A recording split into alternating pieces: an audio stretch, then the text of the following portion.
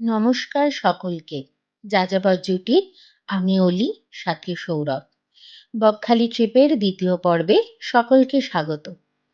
ভাবছেন আজকের পর্বে কি দেখাবো?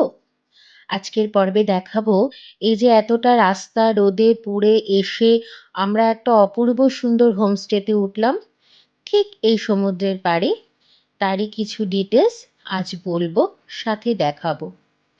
এই হোমস্টেটা এতটাই সুন্দর যে এখানে এসেই আমরা পমফ্রেট দিয়ে লাঞ্চ সেরে চারিদিকটা দেখতে দেখতে একটা অন্য জগতে চলে গেছিলাম। আর এখন বিকেলটাও বেশ সুন্দর লাগছে। পড়ন্ত বিকেলে সূর্যাস্তের মায়াবী আলোতে হাওয়া কলের সাথে গাছেদের দেখতে বেশ লাগছে। আমরা ছিলাম বকখালি বিচ বাংলো হোমস্টেতে। যেমন সুন্দর জায়গায় একদম সমুদ্রের পাড়ে হোমস্টেটা, সেরকম সুন্দর এখানকার পরিষেবা। এখানে আছে super deluxe room, sea facing with private balcony, যেটায় আমরা ছিলাম। এদের টোটাল 10টা রুম আছে সামনের দিকে আর 5টা আছে পিছনের দিকে। আছে একটা double suite room with attach bath. যদি দুটো ফ্যামিলি এবং বেশ কয়েকজন বন্ধু একসাথে আসে তাহলে এই রুমটা নিলে সবাই একসাথে থাকতে পারবেন। এই রুমটির নাম্বার হলো 204। এই রুমটাও সি ফেসিং এবং প্রাইভেট ব্যালকনি আছে। প্রায় সব রুম বুক থাকার কারণে আমরা হোমস্টে থেকে পাঠানো কিছু রুমের ছবি দিলাম। এবার আমাদের রুমটা দেখার পালা। আমাদের room number 303, super deluxe room. ঘরে ঢুকতেই রয়েছে সুন্দর ডাবল বেড, আলমারি, সোফা, টিভি, সেন্টার টেবিল আর একটা সুন্দর আয়না। বিছানার পাশের জানলার পর্দাটা সরালেই অপূর্ব সুন্দর সবুজ প্রকৃতি, সাথে হাওয়া কল দেখা যাবে। এবার দেখাবো সে সুন্দর জায়গা যার লোভে পড়ে এই রুমটা আমরা নিয়েছি। এই পর্দাটা সরালেই সেই পার্সোনাল ব্যালকনি আর সামনেই সমুদ্র। এবার আর কথা নয়, এবার শুধু উপভোগ করার পালা, যেটা আমরাও চুপচাপ উপভোগ করেছিলাম।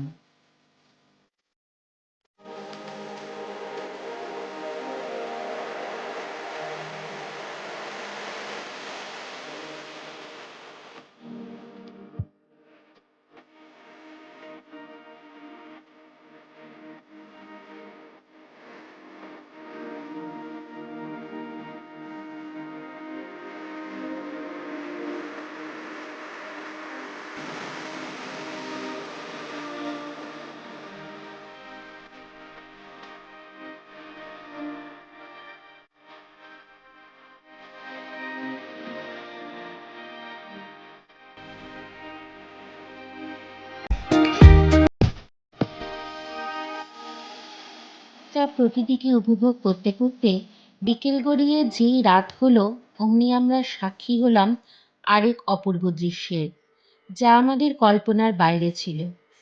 পূর্ণিমা দেখেই এসেছিলাম, জানতাম চাঁদ আমাদের সাথেই থাকবে, কিন্তু সে যে এমন মায়াবী রূপ দেবে তা ভাবতে পারিনি।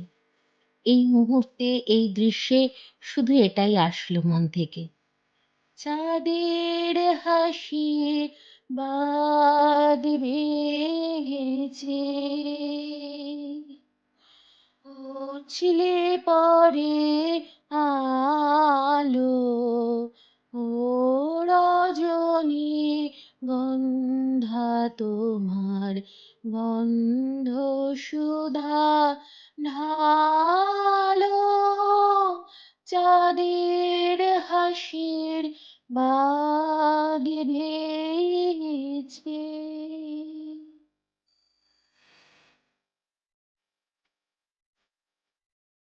জীবন খাতার একটি পাতায় পূর্ণিমার রাতকে রাখলাম, আর আরেক পাতায় রাখবো এবার আরও একটি নতুন দিনকে। পরের দিন সকাল 7টায় চোখ খুলতেই দেখলাম সমুদ্র অনেক দূরে চলে গেছে। অপেক্ষায় রইলাম কখন কাছে আসবে আর আমরা জলে নামবো। জলে নামার আনন্দে ঝটপট ব্রেড বাটার আমলেট ব্রেকফাস্ট করে রেডি হয়ে পড়লাম। ততক্ষণে সমুদ্র কাছে এসে গেছে। সমুদ্রে ঝাঁপাবো বলে আমরা ফোন ক্যামেরা সব রুমে রেখে গেছিলাম। কিন্তু মুহূর্তগুলো ক্যামেরা বন্দি না করলে হয়? তাই সমুদ্রে স্নানের সময় এক ফটোগ্রাফার দাদার কাছে অনুরোধ করলাম। তারাই আমাদের মুহূর্তগুলোকে ক্যামেরা বন্দি করে দিল। জানিস বউ, আমরা কেন বারবার সমুদ্রের কাছে ফিরে আসি? সমুদ্র গল্প শোনায়, জীবনের গল্প। প্রতিটা ঢেউ যেন সেই কাহিনীর এক একটা এপিসোড। আমরা যেমন জীবনে চাওয়া পাওয়ার স্বপ্ন দেখি, আর সেই স্বপ্ন বুকের গহীনে নিয়ে ছুটে চলি স্বপ্ন পূরণের পথে। ওই ঢেউগুলোও ঠিক তেমন, এক বুক উচ্ছ্বাস নিয়ে স্বপ্ন নিয়ে ছুটে আসে সাগর তীরে। আর এই সমুদ্র সৈকত যেন শুষ্ক বালির কঠিন বাস্তব। সে বাস্তবের বালিয়াড়িতে আছড়ে পড়ে ঢেউ ভেঙে যায়, আর তার ভাঙা বুক থেকে স্বপ্নগুলো হাজার টুকরোয় ছিটকে যায়। আমরা যে জলোচ্ছ্বাসের আওয়াজ শুনি, তার উচ্ছলতা দেখি, সে আসলে স্বপ্ন ভাঙার হাহাকার। কিন্তু সময় থেমে থাকে না। ওই সাগরের ঢেউয়ের মতো জীবনও থেমে থাকে না। ভাঙা স্বপ্নগুলোকে কুড়িয়ে বুকের ভিতর আগলে ঢেউ ফিরে যায় সমুদ্রে। কুড়িয়ে আনা ঝিনুক মালা দিয়ে সে আবার স্বপ্নের জাল বনে নতুন উদ্যমে ফিরে আসার জন্য। বাস্তবের কঠিন বালিয়াড়ি তার মনোবল ভাঙতে পারে না। সে ফিরে আসে, সে বারবার ফিরে আসে। তাই সমুদ্র আমার কাছে শুধুই সমুদ্র নয়, সে এক জীবন দর্শন। সে বলে, হে আমার তীরে বেড়াতে আসা উৎসুক ভ্রমণার্থী, তোমরা আমার বুকে জলকে দিতে মত্ত হও। আমার পাশে বসে পপকর্ন চিপস খেয়ে খালি প্লাস্টিকের প্যাকেটটা আমারই বুকে ভাসিয়ে যাও। সে হয়তো তোমাদের ভ্রামানিক অধিকার। আমি রাগ করি না, আমায় রাখতে নেই। আমি রাগলে যে সুনামি আসে, তাই যে বিশাল, তাকে শান্ত থাকতে হয়, অবিচল থাকতে হয় তার লক্ষ্যে। বারবার ভেঙে যাওয়ার পরেও আবার বুক বাঁধতে হয়। আমাকে জাস্ট দুদিনের ছুটি কাটানোর সঙ্গী ভাবছো? তা ভাব, কিন্তু ঘরে ফিরে যাওয়ার আগে একবারের জন্য আমার তীরে এসে শান্ত মনে দাঁড়িও, আমার গল্প শোনো। এই গল্প জীবনের গল্প, ভাঙা গড়ার গল্প, বারবার বাস্তবের মাটিতে পড়ে ভেঙে যাওয়া স্বপ্নগুলোর গল্প, আর সেই স্বপ্নগুলোকে আবার সাজিয়ে আবার ফিরে আসা ফিনিক্স পাখিটার গল্প।